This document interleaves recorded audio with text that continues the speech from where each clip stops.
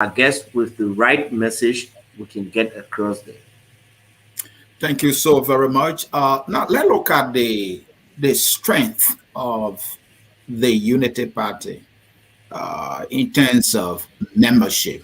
You are the Secretary General. There's no reason to doubt that you have that information to your fingertip. Across the globe, what is the strength of the Unity Party in terms of numbers and membership? So we have been operating political parties in the country, Mhm. not registering our members to know exactly how many registered members that you have, which has become a problem, and we only depend on election results. Mhm. So like 2017 election, UP got 400 plus thousand votes, 450 plus thousand votes, and we say that is our strength. But the real question there is, all those who voted for the UP, are they members of the UP? Are they people you can call Unity Party partisans? So we have decided, as part of our pledge when we were contesting for the Secretary General position, is to create a database of our membership. Now, Mhm. as I speak to you, Mhm. that's one of the work I was doing. So we do that in the counties. Now, when people are registering, when they fill in the registration form, if you don't mind, I'll just bring one form for you quickly so you can look at it. All right, no problem. Folks in cyberspace, this is Focus on Liberia. We are in conversation with Mr. Mo Ali, So Secretary you General of see the Unity here, Party. Hmm. so people fill in these forms nowadays, Hmm. and then we enter them into our database. Hmm. We enter these forms into our database with all of their information. Hmm. So when it was time for the interview, I just had to put it down. I was Hmm. just entering this one, and if you see the correction mark here, Right. this means that I have already entered it. So Hmm. I was going by just, we do them by counting. Hmm. So at the moment, I can't tell you offhand the exact number of members that we have, but what I have registered now Hmm. from all of the counties is a little bit over 150,000 Okay. persons that are registered. That does not mean that, that is a strength, but that's what we have registered, and it is an ongoing process. We hope we hope in the next 1 or 2 months to complete the online registration form, the online membership form, so that will make it easier for us, so that we encourage all of our partisans, home and abroad, to just go online, click the link, register, and then that information will come strictly to our database. Wow. Thank you. So when you say database, it's a like I mean, which software you're using, or you entering it on No, a so website. yeah, Uh, so no, so mhm. Mhm. because the IT guys are working on the online database. At Mhm. the moment, we are using Excel to Okay. just Excel. enter the information county by county, county by county. So when you enter the database, you will see this person, for example, Sidiki Kamara. You will Mhm. see the birth, the date of birth. You will see the county they originated from, the district they originated from, and then Okay. you will see the voting district, which district they are now voting in, and in which county, their occupation, the contact information, and everything is just on this little form that you see here. All right. Thank you. Thank you. So, Mo, you said there have been people voting for the Unity Party, a good number. So that is Unity Party voters. It has to be different from Unity Party partisans, right? Have you, as a party, been able to gather some statistics about the number of people that vote for you in a presidential election, and sometimes? Um, yes, definitely. I mean, that is something not difficult to get. It is always on the National Elections Commission's website. Okay. In the last election in 2017, the Unity Party got a little over 400 450,000 votes. I hope while we are talking, I can get Yeah, I mean that. the estimate is good, more. I mean, continue. Yeah. So in the last election, the Unity Party got over 450,000 votes. So yeah, and like I said, I can say that those are all members of the UP because there are people who will vote for the party in a particular year based on the message you send out there, based on your platform, based on the candidate and everything that you And present. more, I'm curious here, have you been able to look at, because you have participated in 3 elections now since the war, I'm talking about presidential election. Have you seen an upward movement, or you see back and forth, or do you see a downward movement? So you get a sense of how you're performing in terms of presidential election. Do you know? Well, yeah, there have been upward movement, like in 2017. The Unity Party got 457,579 votes. Okay. Yes. In 2011, the party, well, I hope that in 2011, that number actually dropped because in 2011, we got 607,618 votes. That was in the second round.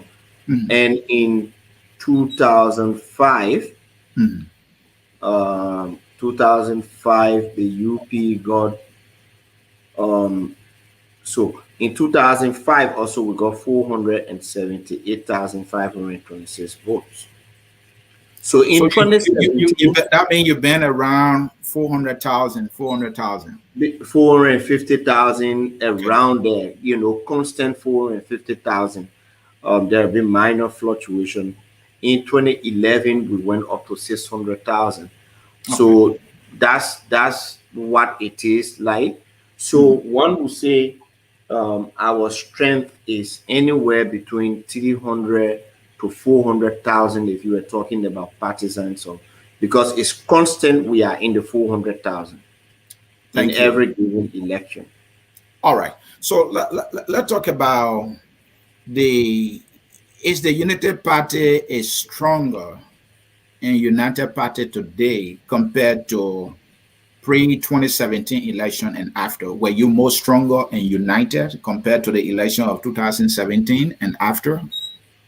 At the moment, I would tell you in clear, definite terms Right. that the UP today is stronger and united than it was in 2017. 2017, there is no denying that there were lots of infights, there were lots of divisions within the party, and that contributed heavily to our defeat. We did not hold together as a unit. There were people who openly campaigned against the party, and those have been some of the attacks that And you we. think what was responsible for that, more, if you don't mind? Well, you see very clearly that the fact that our former standard bearer was not clear in her support to the current standard bearer in 2017. You follow the What do you mean she was election not clear? What do you mean she was not clear?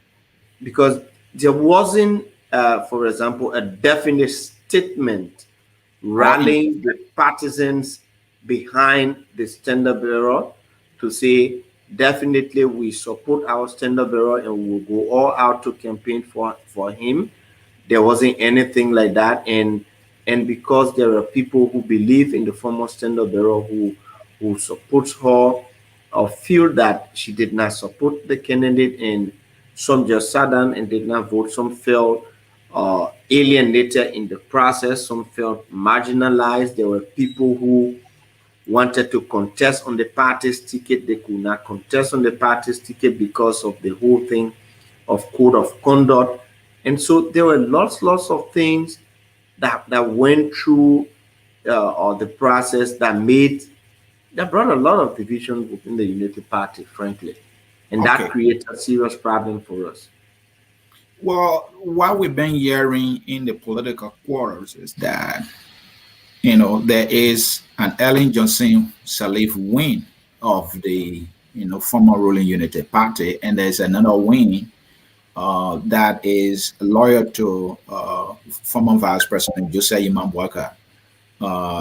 And some of them are saying that, hey, you don't see the Amara Corner of today making the case for JMB. You don't see the Gafwan and many others that I can't name right now. Those are people who more with Ellen Johnson Sirleaf. Is there any truth to this, more? Because you've been with the party, you have been. So firstly, to clear up the issue of Gafwan, in 2017, Gafwan was the campaign manager for the Unity Party team. Okay. In 2017.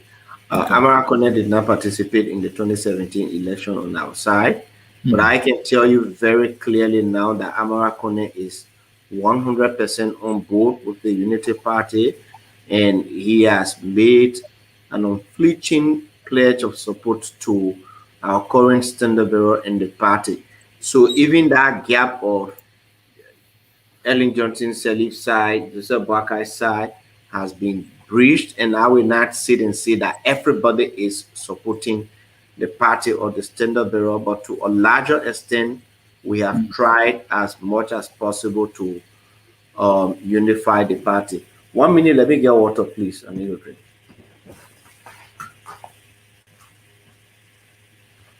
All right, folks. Mr. Mo Ali will be with us very quickly. You are watching Focus on Nigeria. This is our program, The Hour of Politics, with me, Ansony Sie. For this discussion, we are discussing the Unity Party as a constituent member of the opposition CPP.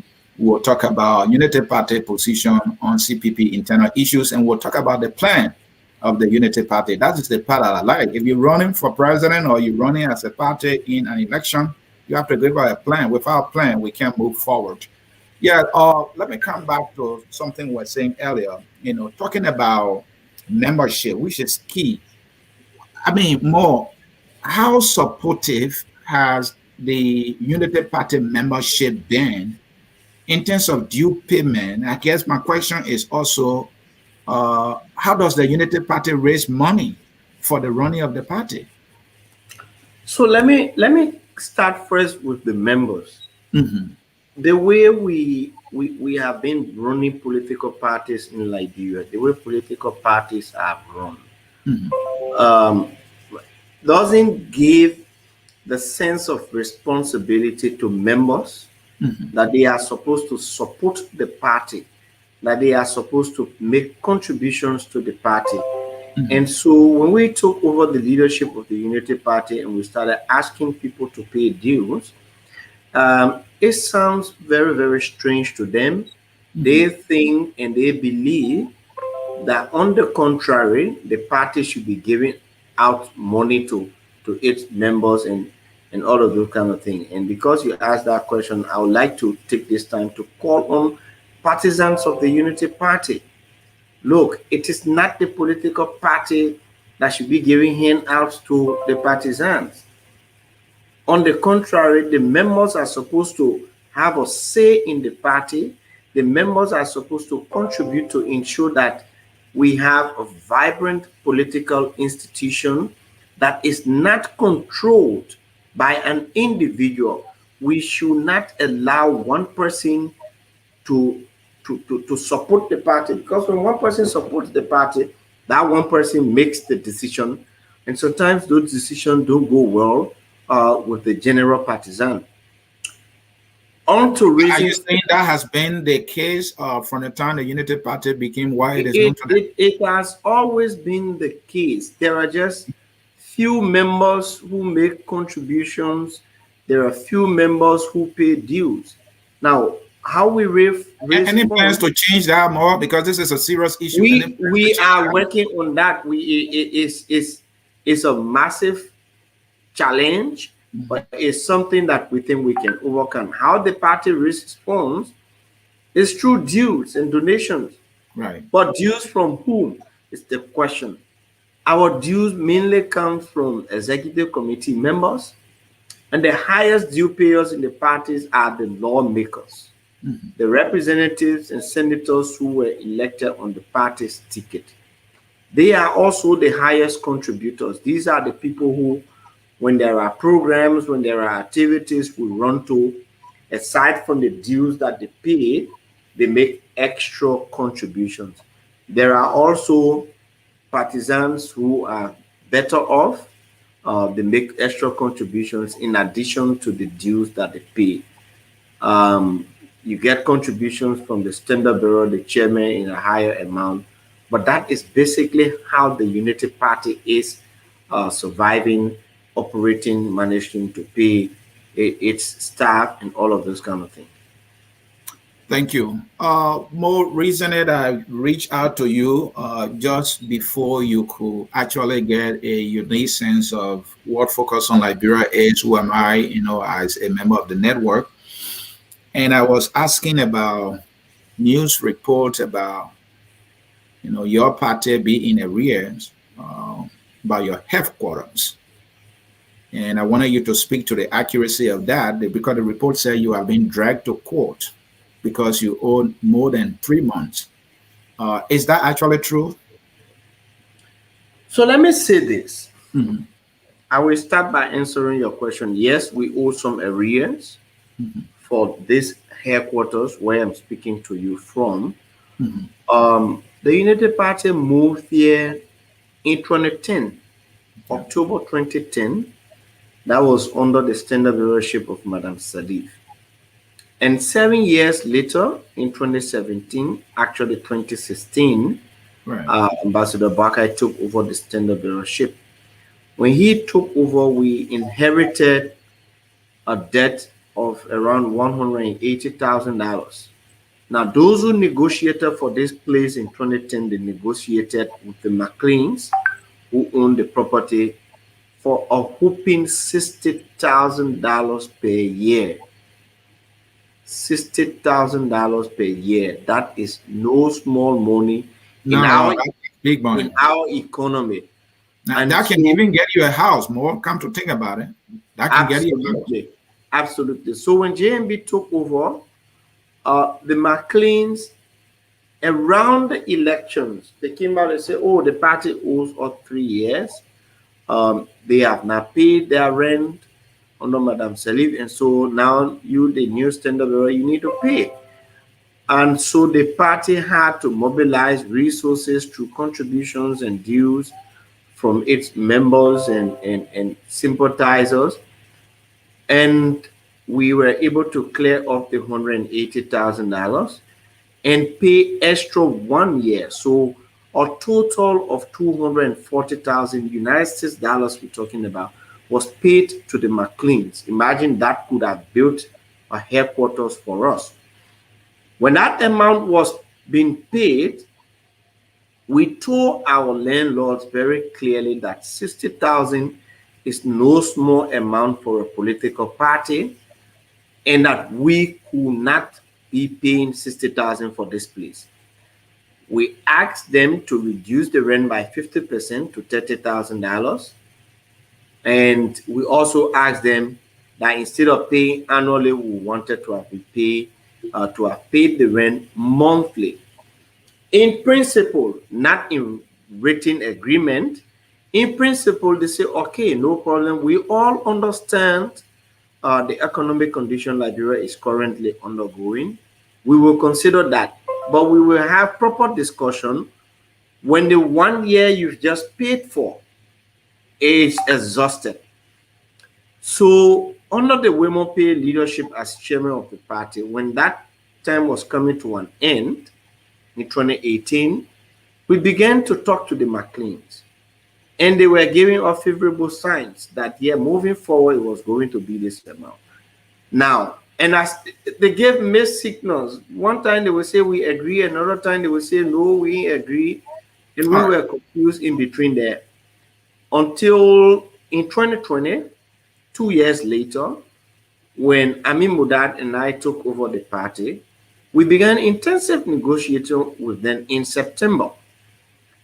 And we raised the same point as a gentleman agreement previously. They say, oh, yes, we will only consider that now when you raise 1 year money, 60,000, within the next 30 days.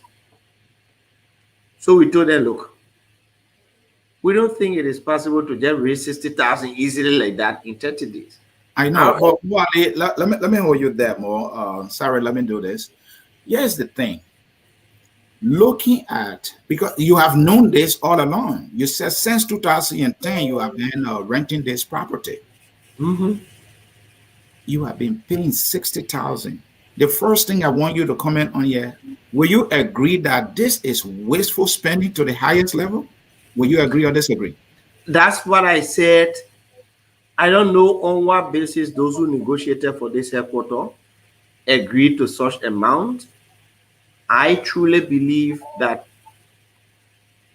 with some 5 site tenants, what was spent as rent or what has been spent as rent on this place could have built a very, very elaborate and decent headquarters for the Unity Party.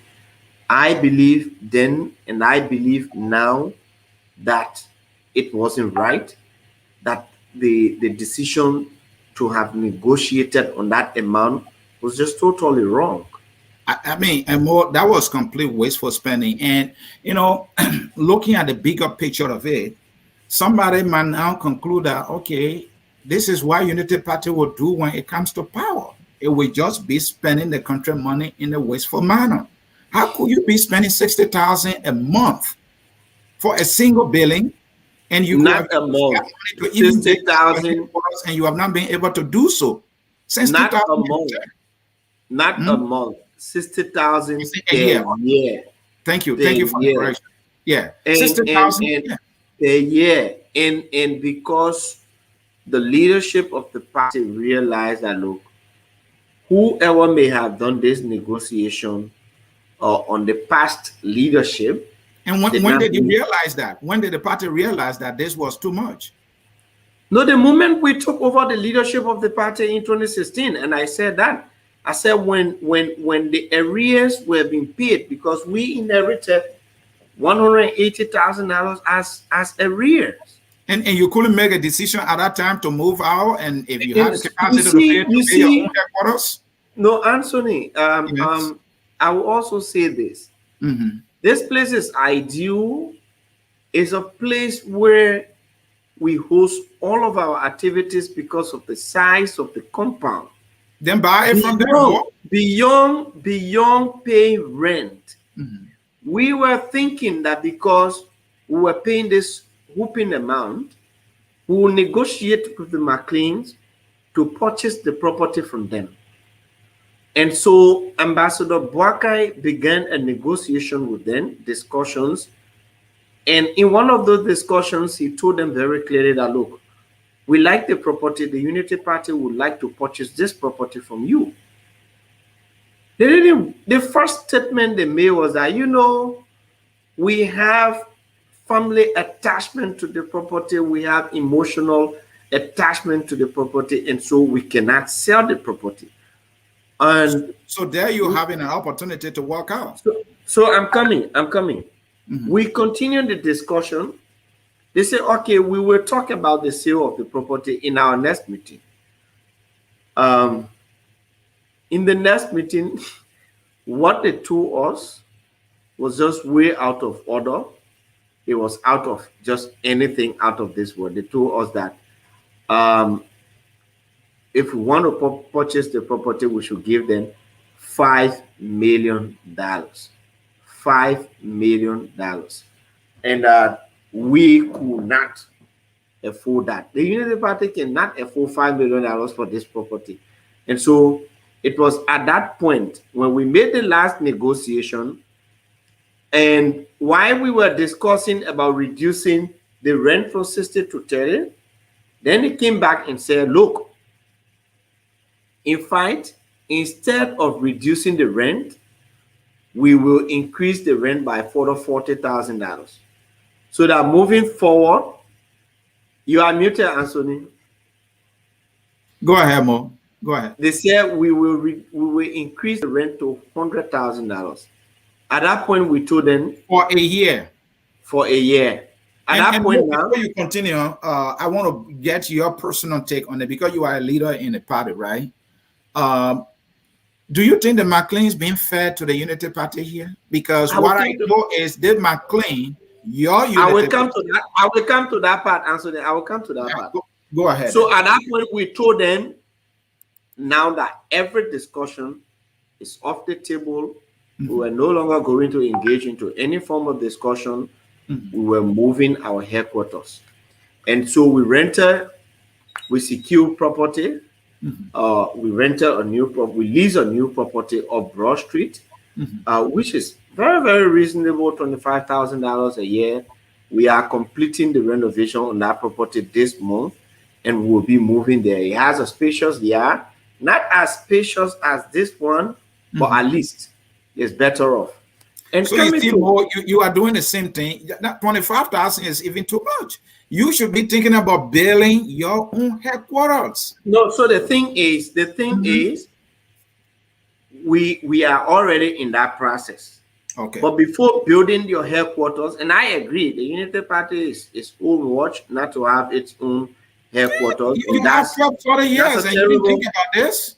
That's a terrible mistake that was made in the past. We are going to correct.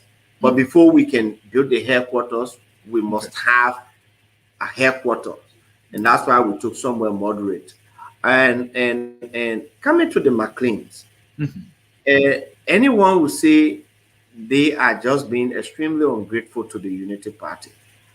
These are people who serve in a Unity Party-led government, not one, not two, not three, but up to 4, 5 of the brothers who own this property serve at various ranking levels in the Unity Party-led government.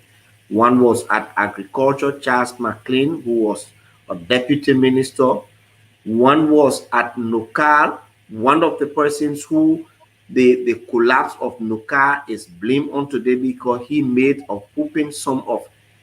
My understanding is that he was making around $30,000 a month at NOCAL. And yet the former person would take responsibility of the mess that was done. And then this is the same McLean. Go ahead. This is the guy who, in fact, told us clearly that it's either we pay $100K per year or we move. The guy was at NOCAL. There was another Wilson McLean at Ministry of Information, and later he became ambassador. And there was another McLean. There were McLeans everywhere in the government.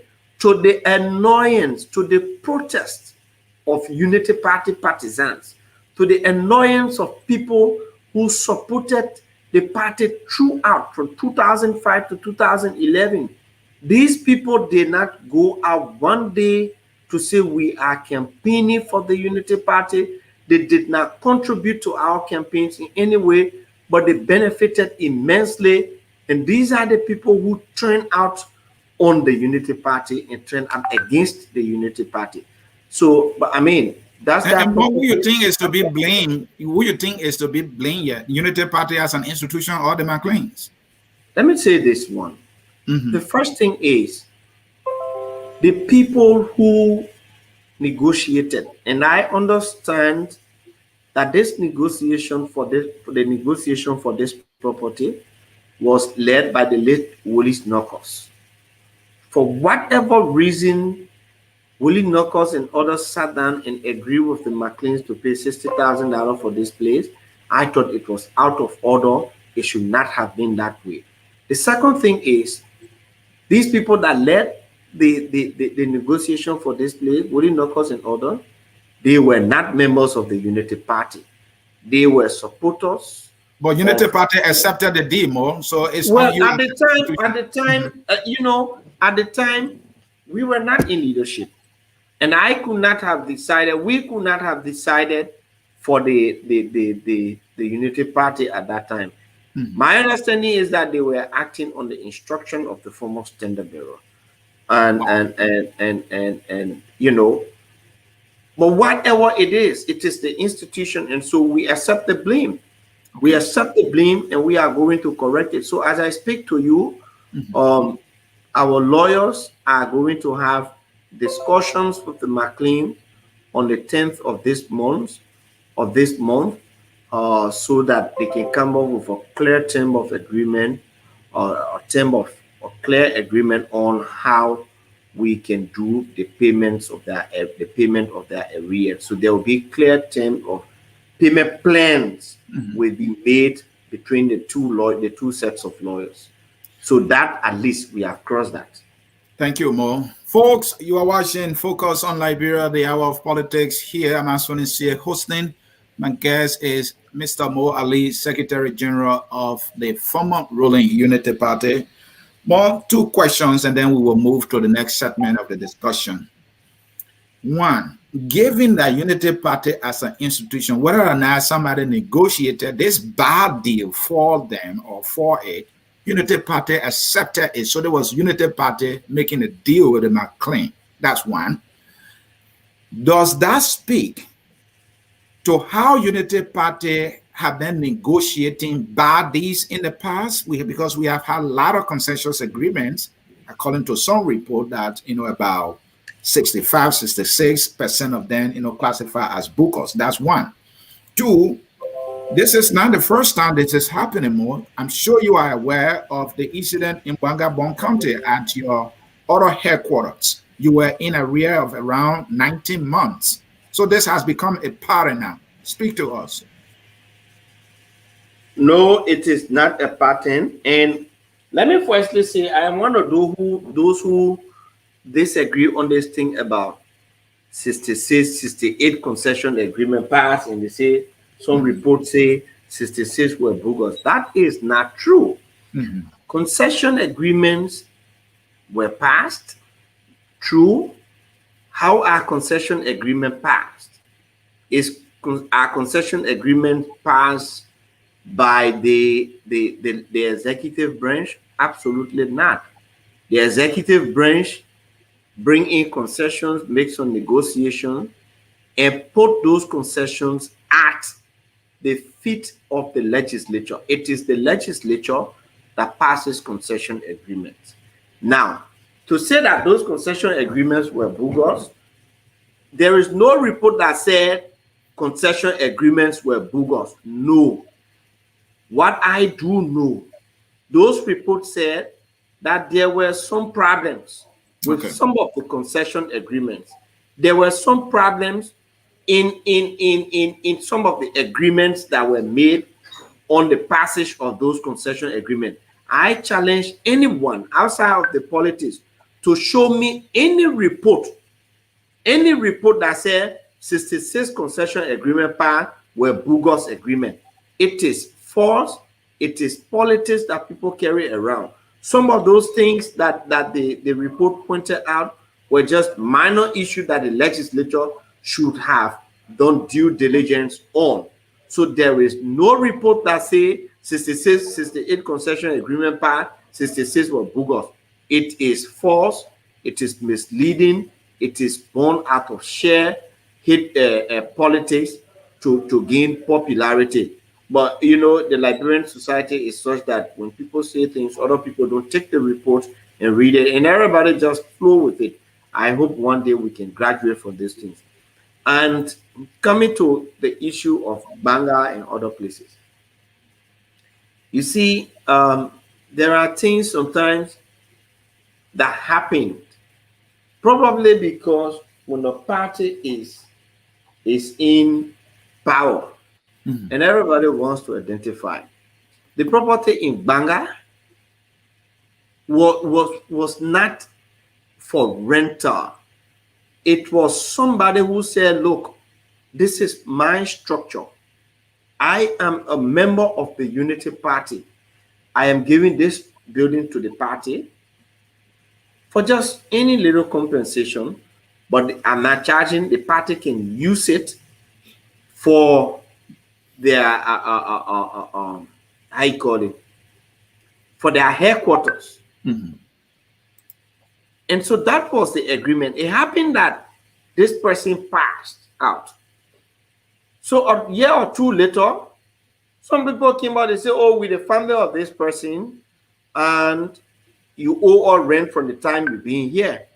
But no, that was not the agreement. That was not the agreement. This person, like me, I'm a member of the Unity Party. I have a building in Cape Mount. I could say, look, if that building was in Ravasco, I could say, Unity Party, take this. I am a member. That is my contribution to the party. Taking a new say for headquarters. That is what. So does it mean that person was lying on the party was not owing him? No, so what I'm saying, no. So I am saying the person who had the property, the person passed out, and some family members now came and say, "You owe us." Okay. It's a lie. Okay. It is a lie. All right. It is a lie, he said, but it was all reported in the papers, and somebody was claiming to be owner of the Look, property. Anthony, let me tell you something. Mm-hmm.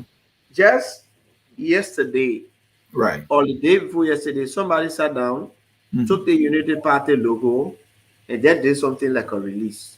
Right. And put it out. Guess what? Some people carry it. Guess what? Radio stations were saying, "Oh yeah, there's trouble in Unity Party. This person, this." Forget about what the people carry here. I will not talk to them. And more, you know, the problem in some cases, right? There are times some media folks will reach out to those of you who may have better information or a counter to whatever is being reported. And sometimes for some reason it becomes, kind of difficult to get you guys. Like when this story was reported, I reached out to you. I reached out to Mr. George Lobo. You couldn't speak to that. And sometimes it can work against you. Do you agree? In some cases. Anthony, when you are serving as a secretary general of a party, I used to think it was the easiest job. It was something what made you to think that? What made you to think that? It is extremely difficult. Right. It is extremely time consuming. As I sit here, there are people right outside there. They are knocking on my door consistently. They are waiting for meetings.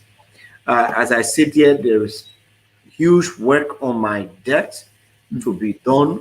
And so it is extremely time consuming. As I'm speaking with you, there are other journalists requesting for my time to talk to them. I'm supposed to be on an interview for 45 minutes right after this one in Grand G there. And the day is just consuming. Sometimes you get extremely tired. Right. You burn out, but you don't have a time to rest because that's what you've chosen to do. So it's not that, when you called, they didn't want to respond, but it was because of this tight schedule. Thank you so very much. Let me progress here. Let's come to Unity Party's position on CPP issues. Because of time, I'm not trying to control what you say, right? But make your answers a little more brief. Very succinct, I agree. Yeah, so we can get to as many questions as possible because I have more. The framework document. What is the official position of Unity Party? Was it altered? Were changes made? Was it temporary? Was it finger? What is your official position? Now, the Unity Party's official position is by the report that was submitted by the investigative committee. We believe that when complaints are made by any constituent member of the CPP, that complaint should be investigated. And the complaint by the ALP was investigated and the report was submitted. We believe in the integrity. The Unity Party believes in the integrity of that report. That report stated that yes, the framework document as was reviewed by the lawyers and what was submitted to the NEC they are not the same. There were some changes made to it. Number two, that the procedures that went through, that the document went through for amendment were not the procedures laid out in the document that was signed. There were a whole lot of procedural errors in during leading up to the submission of that document. That is the official position of the CPP. We believe in the integrity of the report that was submitted by the investigative committee. And looking at the investigative committee report, does Unity Party also understand there as some form of criminality? In other words, was this criminally done? Was a crime committed here? So I am not in the legal position to say whether a crime was committed or not. I think that is something that can be decided by a justice system or a system set up to adjudicate on those kind of matters. I am not in that position, so I will not speak definitely for the party to say a crime was committed. But I believe, and the party believes, based on the findings in the report, that there were procedural errors, that there were some changes made to the document that was submitted. All right. Now, it's also the official position of Unity Party that only Vice President Joseph Imambuaka, as a candidate in the CPP, the only guy that can take President Weah down comes 2023? Absolutely. That is the position of the UP. He is our candidate, and we believe that he has got what it takes to challenge and defeat Mr. Weah in 2023. That is an official position of the UP. I'm looking at the word only. That doesn't mean that you do not trust and believe in any member of the CPP should the person be decided by a primary or a convention to take President Weah down. You don't subscribe to that, Adam? One thing that we have said, that any leader of the CPP who stood up for election and was preferred by the CPP can do way better than Mr. Weah. At this point in time, we are not only talking about who can lead the country well, we are talking about election. Obtaining a victory against Mr. Weah is the point we are making. Who has that popularity, who the Liberian people want to elect at this point in time. That is the part we're talking. We're not talking about basically the competence of leaders in the CPP. We know that leaders in the CPP are competent, but then even competence should go with experience. Who is the most experienced when it comes to governance in this country? Within the CPP, the Unity Party believes it is Joseph Imambuaka. The Unity Party and other like-minded people believe that Joseph Imambuaka has the commanding respect of the Liberian people to stand up and defeat Mr. Weah. So that does not go to say that other leaders in the CPP are not competent. So, in other words, when it is the official position of the party that only JMB can take President Weah now, it also means that the CPP will only win is Vice President Joseph Imambuaka is the candidate of the CPP. That is the interpretation. Do you agree with that or not? We believe that with Ambassador Buakai at the head of the ticket, the CPP will obtain an easy victory against Mr. Weah. That's our position. Okay, that means, for example, if Mr. Buakai is not fortunate enough to be the CPP candidate, you are also saying that the CPP will lose. Am I reading that right? I am not saying the CPP will lose. I am saying that the CPP will obtain an easy victory. Easy victory. But the statement is that only VP Buakai can take President Weah down. That is the position of the Unity Party. Okay. That is the position of the Unity Party. Okay. Let me progress then. Let's come to this block voting thing that was being floated around. Mo, you are the Secretary General. Has block voting ever been a position of the Unity Party regarding primary convention, whatever the process will be to deciding the CPP or presidential candidate? Has block voting ever been your So official position? let me say this in a clear-cut term. Okay. We said in the primaries, the Unity Party will do voting as a block. And now there is a difference between block voting and voting as a block. Voting as a block means that we all will go and we all will stand up and say, through a resolution signed by all 310 members of our delegates, to say, by this resolution, we declare our vote for Joseph Juma Boakai. And in affirmation to that, we will stand up and do a hair count of that. That is different from block voting. Block voting is where one person stands up and casts a ballot on behalf of everybody. So but those that one person can be one institution, and that's what you are doing, Mo. No. I just said the difference between the two. Mo, I listen to you. I know you are a politician. I understand the language you're speaking. I said we will vote as a block. That means that all 310 delegates will sign a resolution. That resolution declaring that all 310 of the delegates are voting for Joseph Boakai, and they will be present. They will stand up to affirm that. It is different from block voting.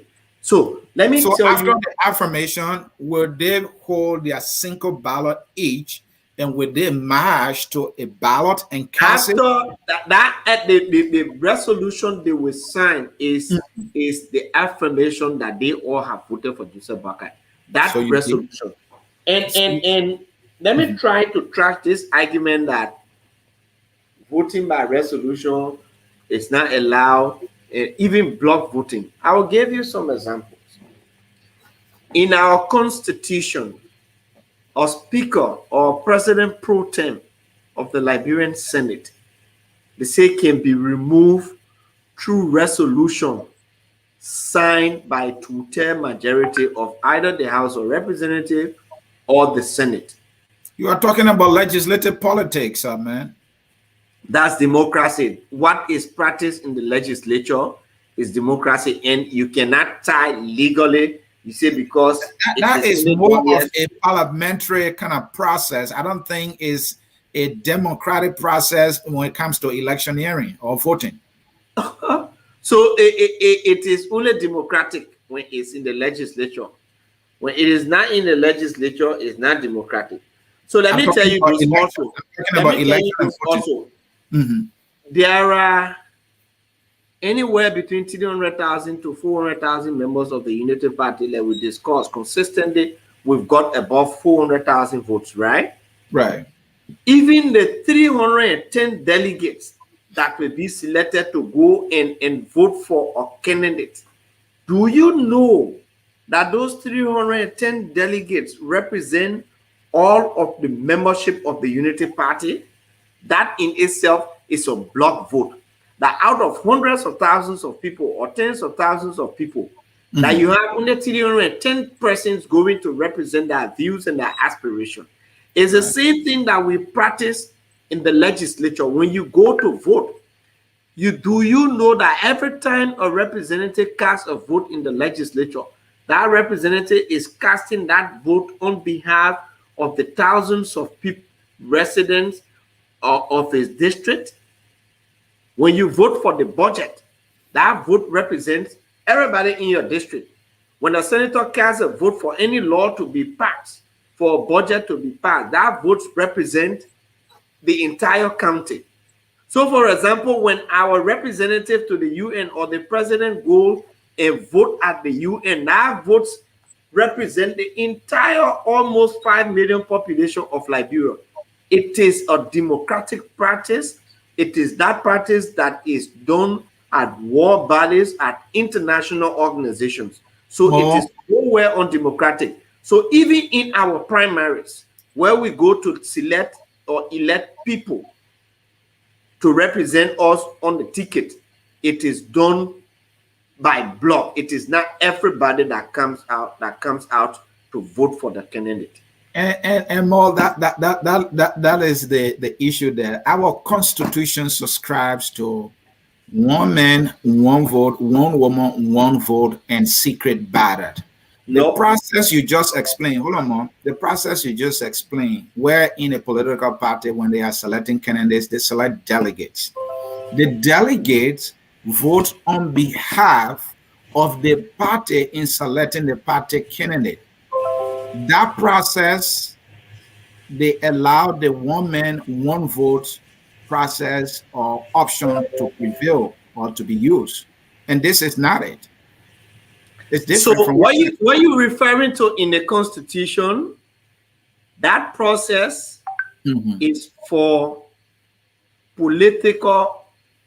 elections that are presided over, public elections that are presided over by the National Elections Commission.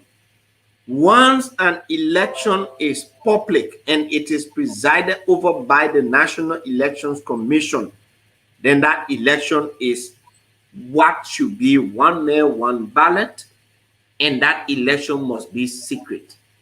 That's so the Constitution limits. The Constitution is clear. Voting to only national election. Is that what you're telling me? That's what the Constitution says. It's a public elections presided over by the National Elections Commission. Okay. The Constitution is clear there. Look at it. All right. Then let me ask this question. Listen to this. Let me read it. Listen to this. Let me read it. Go ahead. Go ahead. It is Article 77. Do that. Article 77. It says all elections shall be by secret ballot as may be determined by the Election Commission. And every election, every Liberian citizen not less than 18 years of age shall have the right to vote, to be registered as a voter, and to vote in public elections and referenda under this Constitution. So as determined by the Elections Commission, as determined, and the legislature shall enact laws indicating the category of Liberians who shall not form or become members of political party. So it is public elections presided over by the Election Commission. So not for example, you are saying that constitutional provision limits it to only elections conducted by the National Election Commission. In other words, national elections. For example, there are certain votes that take place in the legislature again. They are not done by secret ballot. Like if they want to remove a speaker or something, it is not secret ballot. The people sign a resolution, and to affirm that resolution, everybody has to, they call your name, Ansony, say you have to put your hand up. It's open voting. All right. All right. Let me leave it there. Let me progress. Let's come to this. What is the Unity Party official position now, given this whole internal wrangling that's been happening in the CPP? Is the Unity Party official position that the CPP should hold or it should not hold? You know, I am head of secretary of the CPP. I am Secretary General of the Unity Party. I am one of the founders of the CPP. One of the founding members, even before the parties we were engaged. The Unity Party believes, the Unity Party official position is that we should have this CPP together until 2023. We believe that with a united CPP, we can pull out a first round victory. That is the reason why our standard bearer, in his accepting remarks at the turnover ceremony, clearly stated he will work towards seeing or strengthening and united CPP.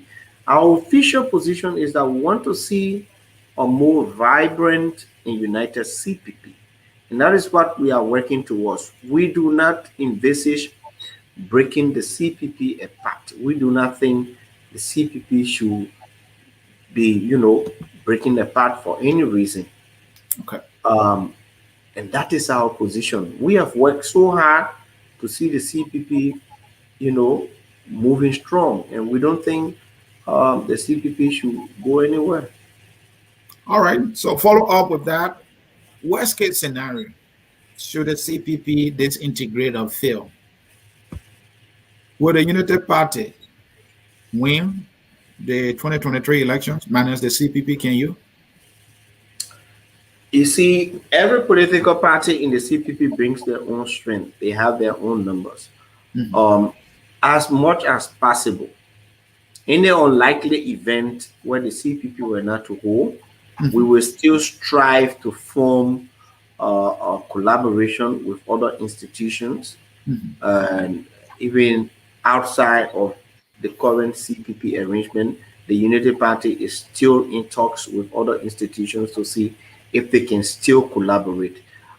We believe that when a president is a president with vast access to state resources and other stuff, they are always formidable forces when it comes to election. And you will need to garner all of your support and your resources in order to make a very serious impact in an election. So we think even without the CPP, the Unity Party will go all out to form a collaboration with other political institutions.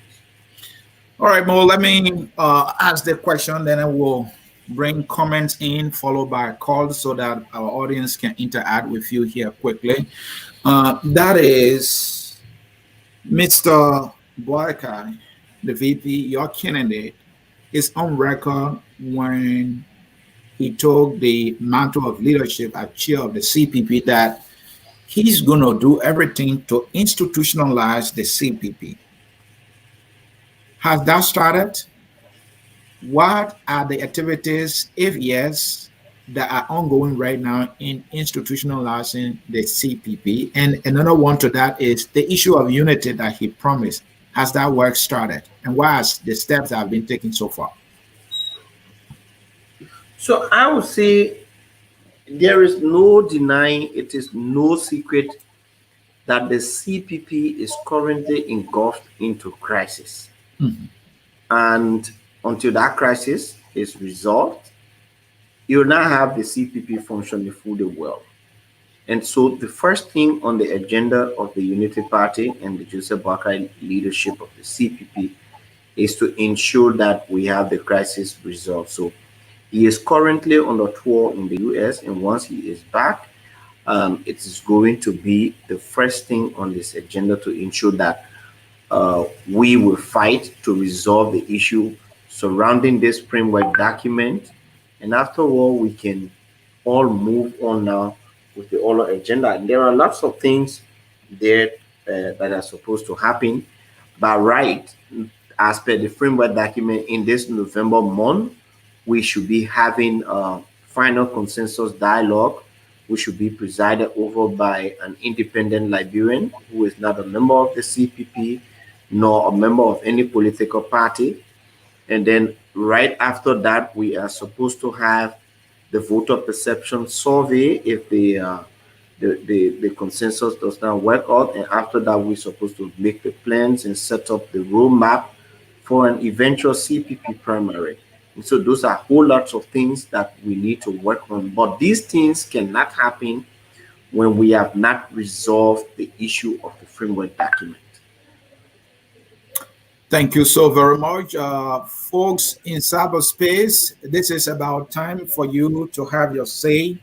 The phone number is posted on the screen, 605-313-6004. The code is 791403, and you will be given an opportunity to ask your question that you may have for our guest, Mr. Mo Ali. So while we wait for you to place your call, we're going to take a short break. When we come back, we will be looking at the phone lines to see if you are ready for your call. So Mo, we're going to take a short break and we'll be right back. Thank you.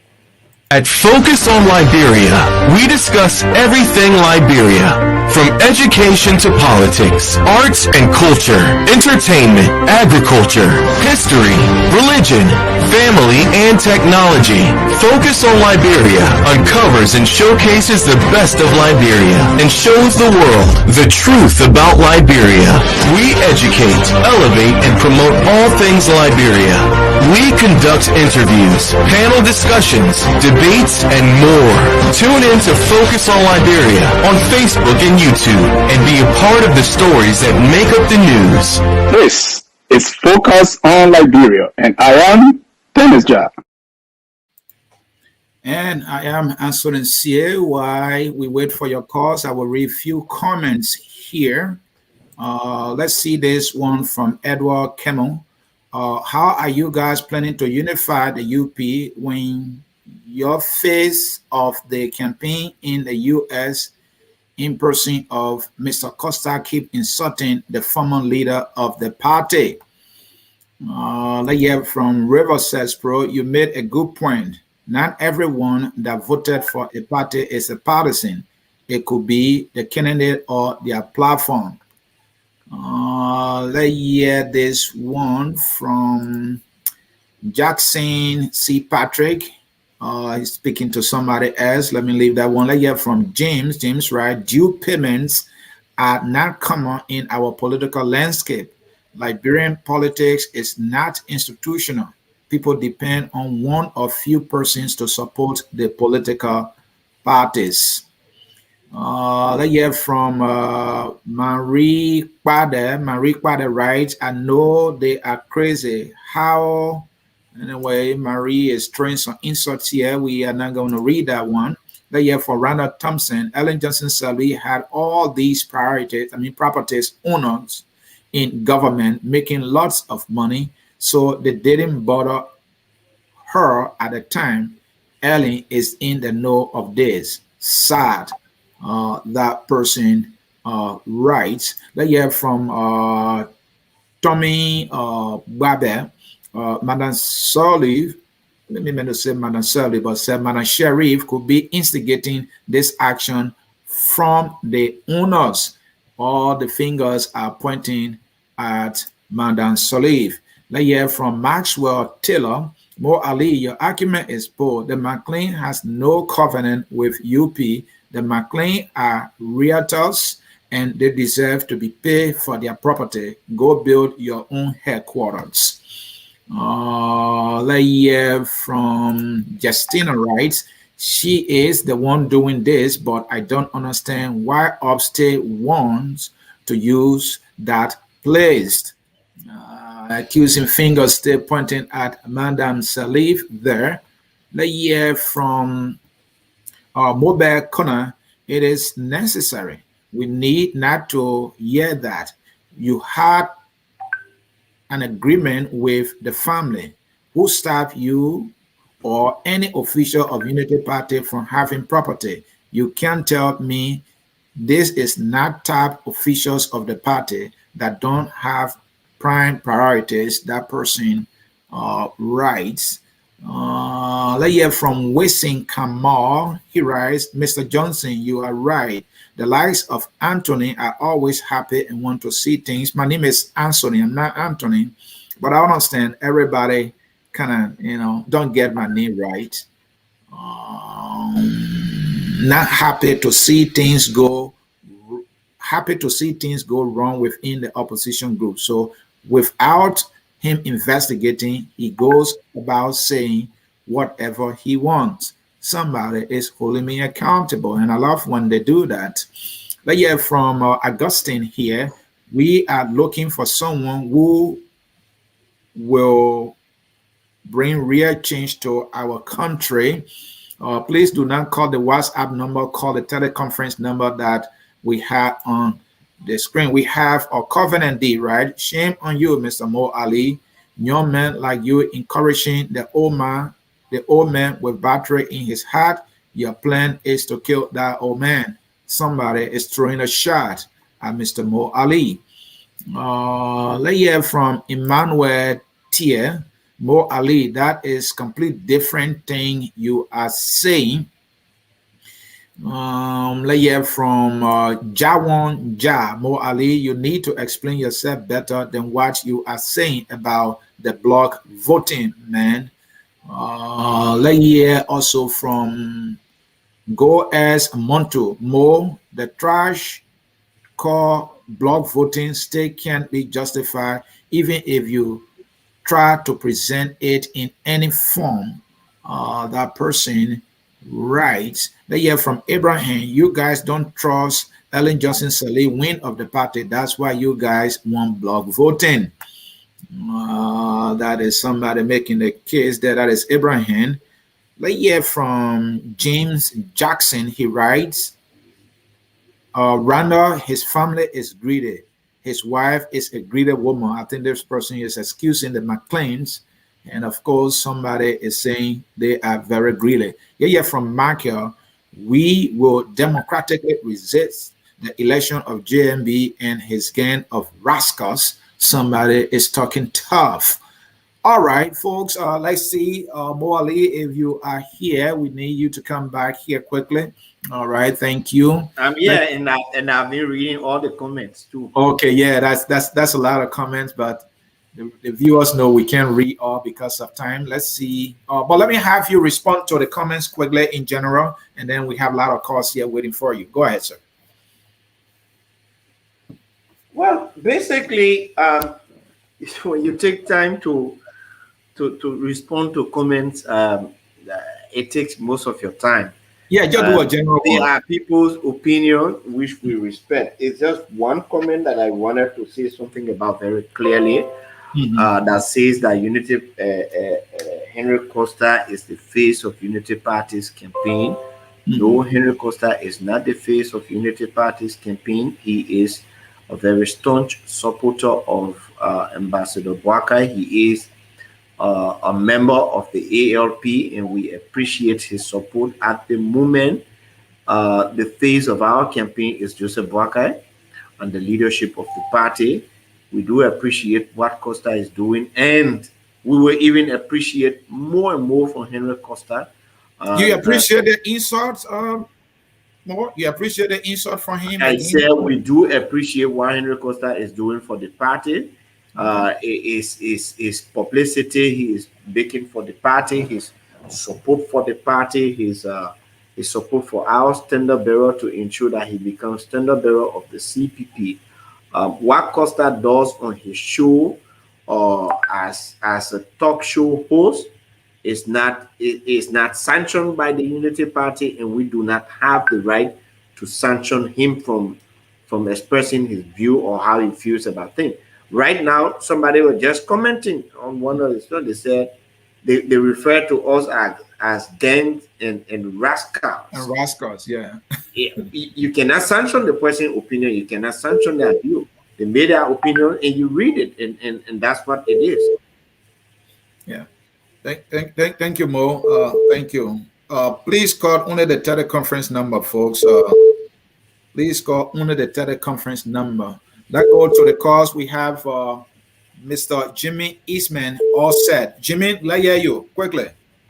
Hey, thank you, Anthony. Good show, as usual. Very good show. Mr. Mo Ali, thank you for coming on the show and gracing us with your narrative. We do appreciate that. I have one question for you.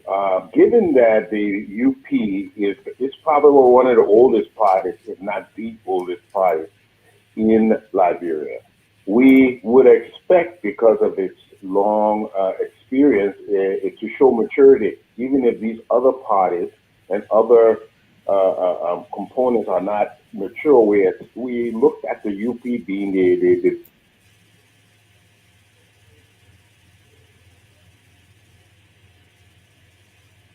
Is he there?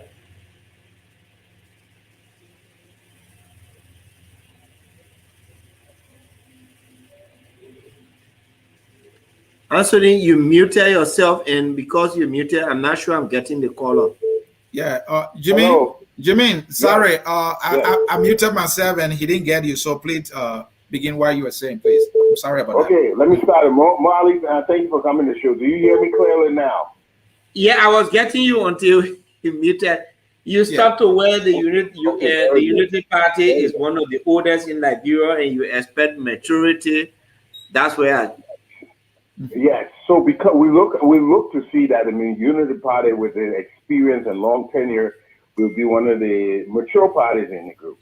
So the question comes in, number one, when these public announcements come in public, like nefarious tampering with the documents, we would have thought that UP would pick up that matter and discuss it and bring it indoors. We did not see that happening immediately, and we think that is probably some of the reason that this got out of hand. And secondly, as you clearly narrated, the rent and the negotiations have put the Unity Party in a rather of a predicament now because they are exorbitant. Um, this shows a lack of fiscal responsibility or some kind of a hidden collaboration with people who rent into the Unity Party. In other words, this shows exploiting the Unity Party. Now, if these things have happened, you now as the chair, how will you address these matters? Because it is putting a restraint on the Unity Party, and again, it does not demonstrate fiscal responsibility and that maturity that we look to the Unity Party to have. So you've got a big task ahead of you. How do you plan on addressing these issues? Thank you. More because of time, let me take them all. If you can just take note. Yeah, then we'll save a lot I'm of time. taking the door. All right, thank you. Thank you. All right, let me get the next caller here is Mr. John Maulo. John, let hear you. You have a minute, a lot of calls, so be as brief as Yeah, possible. how you doing, Anthony and Anthony rather, and Mo Ali? Good afternoon. And Good like afternoon. Mo Ali just there are three things that I would assume are very irresponsible of a party. Talking about the renting of the building, they've been there 10 years, I mean, since 2010, and they're still discussing whether they owe the people and how much they got to pay. These people ask you to pay a certain amount, or if you can't stand it, leave. You didn't. You stay there until you're facing the embarrassment. The same thing with the building in Banga. And all of them, you're not taking responsibility for anything. It's always somebody else's fault. The question I have for you, what was the urgency of Mr. Walker's trip to the United States, knowing that he had this by-election to contend with? I mean, he knows his responsibility is to go and lobby with the contestants, and he didn't do for one and left the country for a month. Who does he expect to campaign with these people? Who does he expect to take his stead? And why? Why did he have to leave now? Why couldn't he have left earlier so that he'd be back in Liberia for it and wait until it's after and come? What is the urgency? And that also shows me a degree of irresponsibility. Thank you. Thank you. Let's take another one here. That person is Mr. Opa Dwalo. Opa Dwalo, let hear you, my man. You have a minute. We got a lot of calls. Go ahead. Yes, sir. Thank you so much, Ansony. Thank you for taking my call. Mo Ali, listen, I got something. So when the collaboration came together, the CPC, when they got together, there was an expectation of an acceptable degree of equitability, meaning fairness. The black voting does not speak to that cohesion. But that's not my main question. Here's my question here to you, and I hope you can answer this. I know what Mo Ali is capable of delivering because Mo Ali has been a part of the ruling establishment in the past. I know what UP is capable of delivering for Liberia. I'm not focusing on Honorable Boycott. Why should I bring a man like Mo Ali back to government when previously these UPNs did not deliver anything substantial to the country? Why should we bring you back? Irrespective of who you bring in as a standard bearer. I want to know why should I bring Mo Ali back to Liberia when the only thing he can do is work in government and not deliver anything substantial to the people of the Republic of Liberia. Thank you. That's my call. Thank you. Mo, they are ready for you here. Let's hear from Joel, caller with phone number ending in 7817. You have a minute, please. Go ahead. Yes, thank you. Hi, Mo Ali, and thank you for the show. Just a quick question. I noticed that I don't see CPP trying to be more active in Bone County, in Nimba County, and in Lupa County. And I suspect that CDC is working very hard in this county. I don't see you guys working very hard there. So I don't know what the strategy you guys are working on, because CDC is having a heavy presence in those counties. I've seen Nathaniel McGee there almost every now and then, and bring people up and down. And I think CDC is strategically trying to, because Monserrat is going to get CDC hard time. He's trying to compensate for the gap in Monserrat. So what is the strategy? What are you guys doing to overcome that? Thank you. Thank you. Let's hear from San Gotolo. I hope I got it right. 2403 is the last number. Go ahead. Let's hear you. 1 minute, please. Thanks, Ansony and Mo. Just two quick questions. One is, can you, Mo Ali, specifically state where the framework document those things that were temporary or altered? Can you be specific on that? And the next thing is, do you believe also that Mr. Zanakome is gay? Thank you. Thank you so very much. Let's hear from Mr. Aliu Kamara, my number one credit who I love so much. Go ahead. Mohammed Mania, That's it, come on, man. you know, Alhamdulillah, Alhamdulillah. Look, first of all, let me say thank you for coming on the show. You're a wonderful man. You're a great man. You're doing a wonderful job for the people of Liberia. Whether somebody appreciates it or not, the Liberian people appreciate it. Those of us in the diaspora who are supporting Joseph Buckeye, our hearts are in the right place. And we want to thank you so much. My thing is, I'm very concerned about these ANC people. I heard John Maulo talking to Tabata on here. If the Unity Party owes somebody for their party headquarters, you ANC, how does that concern you? Why does that worry you? Why has ANC put itself in the spot of the CDC against the Unity Party? You know, somebody come up and say, oh, you know, black voting is not this, it's not that. The thing is simple. The Unity Party is an institution that is governed by its own bylaws. If the Unity Party decide by consensus that they want to do black voting, if ANC doesn't like it, then step aside. You cannot beat up. Now, somebody, the same man come up again and ask you a question. How come Joseph Buckeye left Liberia when so and so is going on? Wasn't there the same ANC people who embraced Alexander Cummings to have left Liberia when a turning over ceremony was being done? They ignored them. Wasn't the same ANC people endorsed Alexander Cummings' decision to walk out on a meeting that was headed by responsible people of the society? So why can they come out now and ask such a question? Thank you. you. ANC people, they confuse me a lot. They follow Tabata, which means in the Southeast, nonsense. Thank you so much. All right, let's take this one. Two more after this one more. Let's hear from Hoax Nora. I hope I got it right. Your number end in 4100. Let's hear you quickly. Yeah, thank you, Anthony. I just want to ask Mo Ali one or two quick questions. Mo, thank you for your appearance. My name is Maxwell Hooks.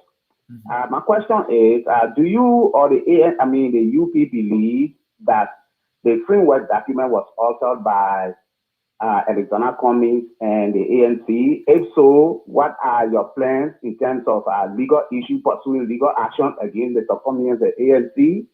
The second question is, if you truly believe that the ANC framework document was altered, which document now is the Unity Party or Joseph Buckeye as chairman of the CPP operating on? Thank you very much. All right, this is the final one. More. Let's hear from caller with phone number ending in 6494. Let's hear you quickly. Yeah, hi, how you doing? Fine. Yeah, your name, please. Your name, please. Yeah, your name, please, and where you calling from? My name is CJ Nolan. Okay. Let me see. Okay, I got one or two comments to make, right, to Mo Ali. I heard Mo Ali ask a question. about the insult and things that going on. He said they got no control of what Costa do, right? Right. You know, their whole politics things in Liberia. These people don't care about the Liberian people. It's all about them. I watch him more on the body language and everything that he did. He's not sincere. It's like all these people wanted to come to power and reach themselves again and do what they want to do and leave the people stranded. And I watched the whole program from the time JMB went to church up to the time he went to Philadelphia.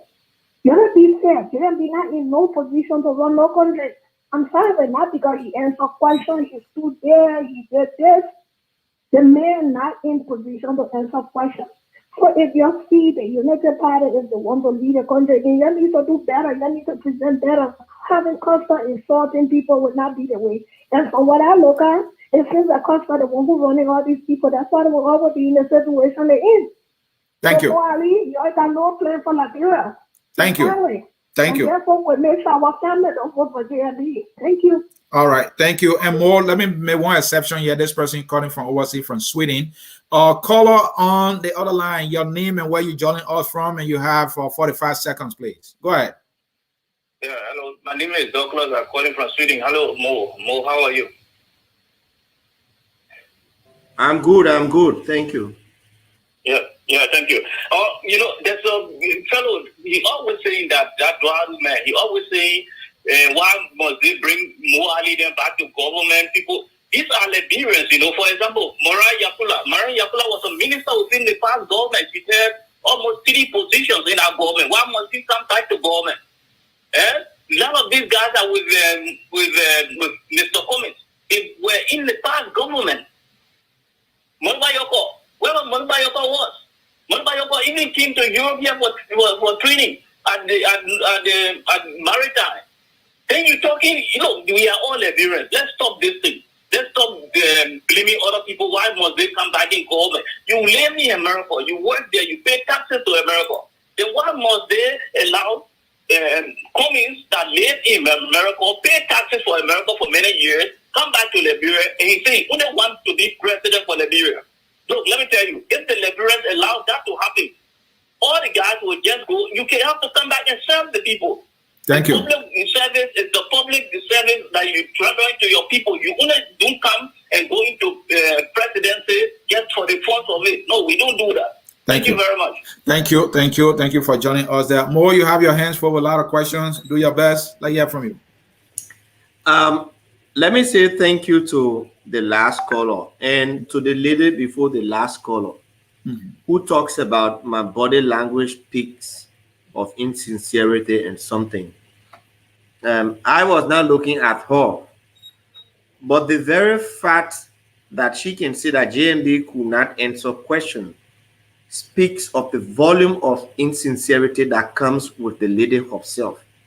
Her tune, the manner in which she spoke, the fear in her tone speaks volumes of the level of insincerity that thrives in the soul, the mind of that and body of that lady. And so she's not one person who can stand to speak about somebody being insincere. She speaks insincerity every day of her life. And Max talks about does the UP believe if the framework document was altered and which document JMB is operating under? Sometimes I believe when people take the phone and call on a show, don't just call because you want to say something. Listen carefully when the host is asking questions and when the guest is answering those questions. The host, Max, asked this very question, and I answer in plain terms. I said the Unity Party believes in the integrity of the report, and that report stated changes that were made to the documents. The report stated structural rearrangements. The report stated the procedural errors that were made. Now, in any legal document, Ansony, when you omit one letter from anywhere, you have changed that document. You don't have to omit whole paragraph, whole page, or pages before omission, before altering can be done. Now, I will give you a common example.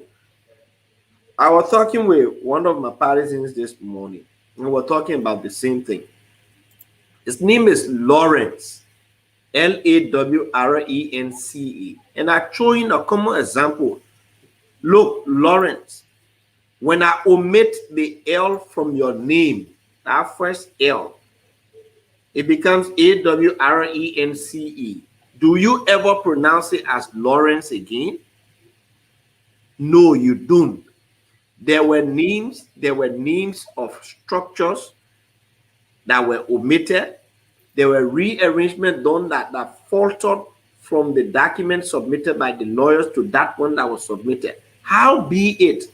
Because we have a document that was submitted to the Elections Commission, and it was based on that document that we were certificated, we continue to work with that document until we can discuss the framework document holistically and come up with a common solution. So for now, it is that document we will continue to use. And this other person said, the CDC, the CPP is not active in the campaign.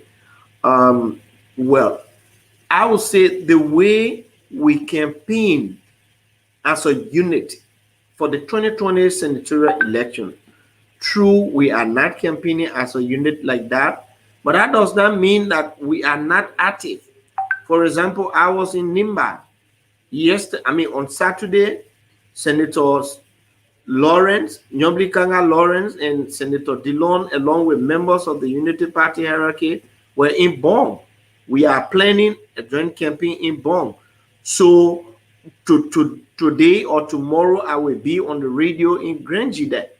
And even the CDC you talk about, my brother, for example, Joanne Howard Taylor, the vice president, is supporting another candidate in Bong, while Nathaniel McGill using state resources. Only Nathaniel McGill was there, but it will appear like the whole CDC is there because using government vehicles and government resources to win a campaign for their own candidate. The same thing in Nimba. So we are campaigning. True, we are not campaigning as a unit like before. Now to this guy who said, why should we bring Mo Ali then back to government? And because you referenced my name, of course, the last caller made very salient points which will counter him. It does not mean that when somebody is in the hierarchy of the Unity Party, then that means for 12 years when the UP was in power, that person had positions.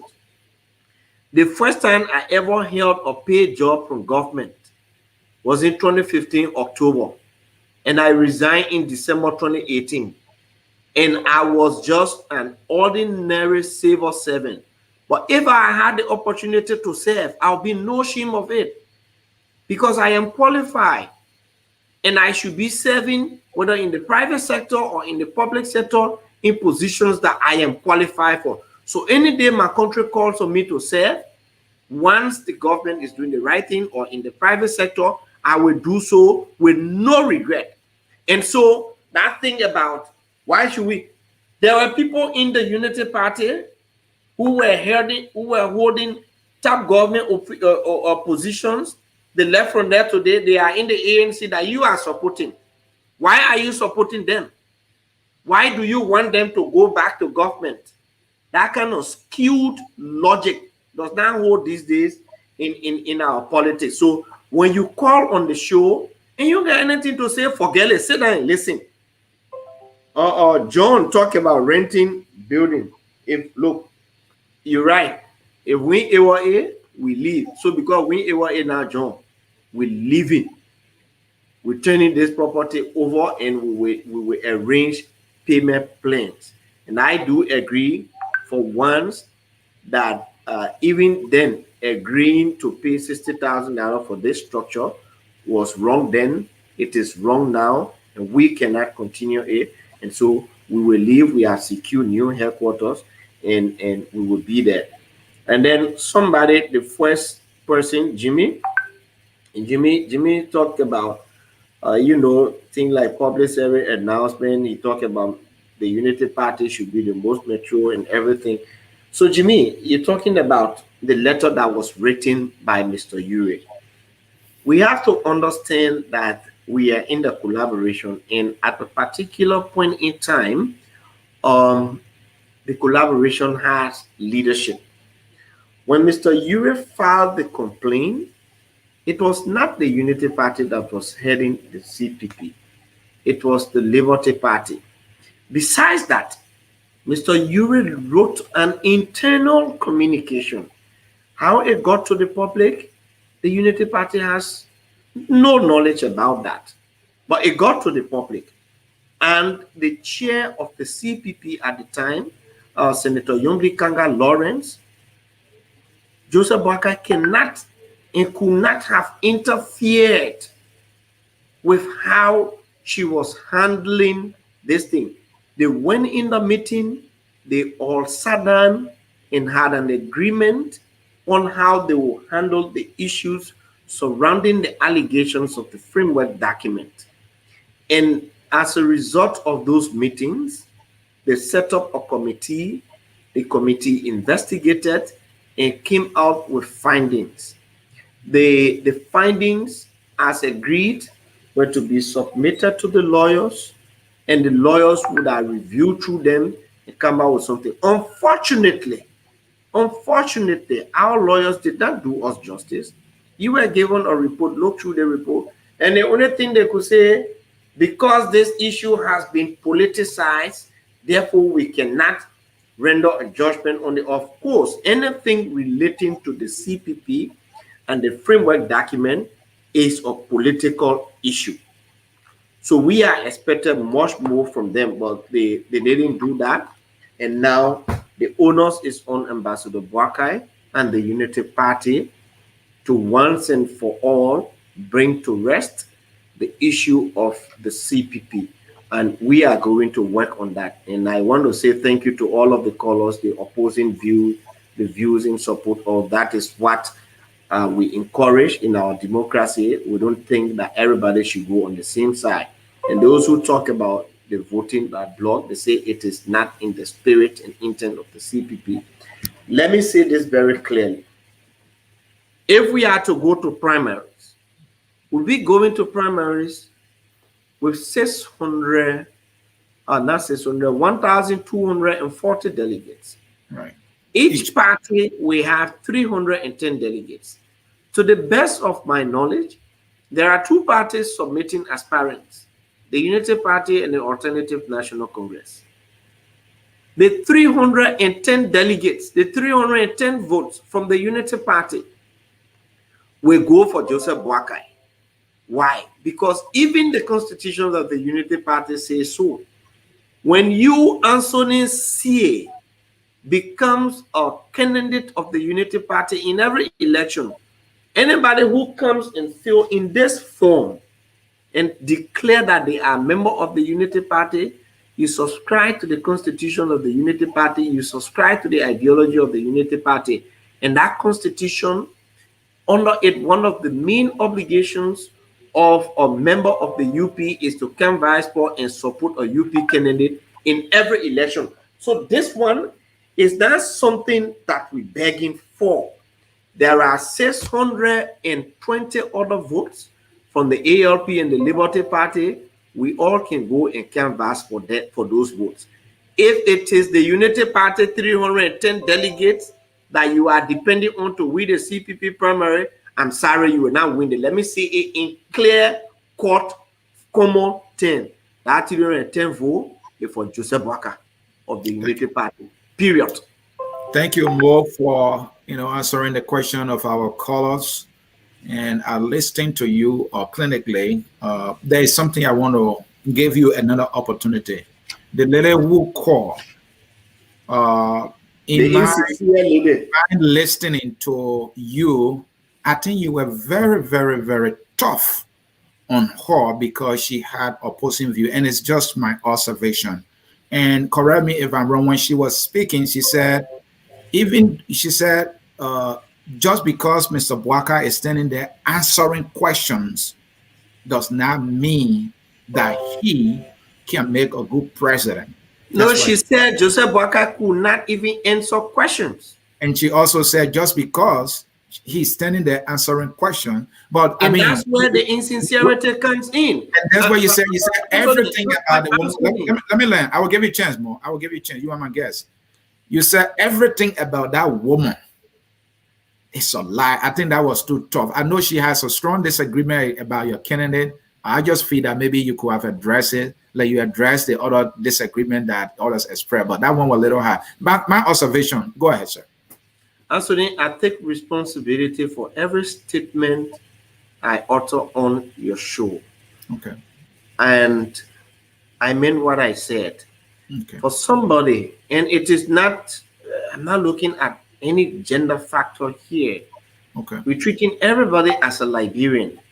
For somebody to say that the man cannot even answer question speaks to the level of insincerity that person speaks. Because I am here, I watched the program live, and every other person watched the program live, and everybody knows how responsibly and cogently Joseph Boakai answered the questions. To come on the show and say he could not even answer questions, and will tell, I mean, you have the right to tell your people not to vote for Joseph Boakai. You have the right to campaign against Joseph Boakai. But when you say our body language is speaks volume of the insincerity, tells that we are not sincere. When you begin to lie on the show, we will point it out. Whether you woman, you man, you child, or you old person, we will tell you bluntly that you are lying. Thank you. Those are my words. All right. Thank you, Mr. Mo Ali. You know, we can't thank you enough for accepting our invitation and also answering the questions that we posted to you. I will gladly reach out to you again because of time we didn't get to the other segment of the discussion, which is the Unity Party plans. I would love. I think we should find a time for that. We'll find a time just to talk about Unity Party plans, for Liberia. That would be the absolutely. Thank you so very much for having me. Thank you for having me, and I appreciate it. I appreciate the time. I appreciate all of the callers. My last word will be: look, let us not allow our politics to divide us. Let's remain united for the sake of our country. Let us all work in the interest of seeing Liberia becoming a better country. Thank you for having me. Goodbye. Thank you, Mo Ali. So, folks, that will do it for the discussion. We appreciate you calling in here and focus on Liberia. As always, we do not close any of our broadcasts here without the song, "We Are All Liberians." That song will take us home. Until we catch you again, I'm Ansony C, the host of the Hour of Politics, saying to you, we love you and bye-bye. We are